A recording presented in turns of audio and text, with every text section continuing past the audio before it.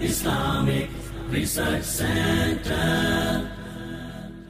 جمعے سے پہلے کوئی سنت نہیں، لیکن آپ نے جا کے تحیت المسجد پڑھنی ہے، مسجد کی سلامی.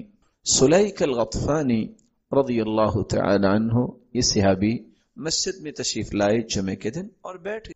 آپ نے اپنے خطبے کی گفتگو کو لمحات پہ روکا اور فرمایا ارکعت رکعتین، کہ آپ نے 2 رکعتیں پڑھی؟ قال لا، نہیں.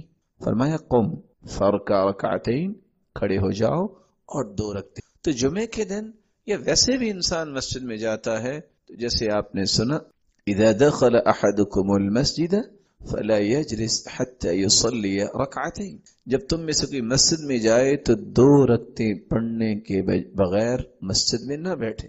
اس طرح جمعے کے دن اگر کوئی گیا ہے تو 2 رکعتیں پڑھ کے بیٹھے، خواہ خطیب خطبہ دے رہا ہے یا ابھی خطبہ شروع نہیں ہوا، کوئی بھی کیفیت ہو. رسول اللہ صلی اللہ علیہ وسلم نے جمعے کے خطبے کے دوران اس صحابی کو اٹھایا اور 2 رکعتیں پڑھنے کا حکم دیا.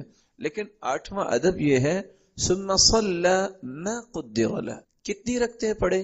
زاد المعاد میں امام ابن القیم رحمت اللہ علیہ نے آثار کو نقل کیا ہے. کچھ صحابہ 2 پڑھتے، کچھ صحابہ 4، کچھ 6، کچھ 8 اور کچھ 10. کیوں؟ ثم صلی ما قدر له، پھر اتنی رکعتیں پڑھتا ہے ایک بندہ مومن جتنی اس کے مقدر میں اللہ نے لکھی. لا سنت قبل الجمعہ.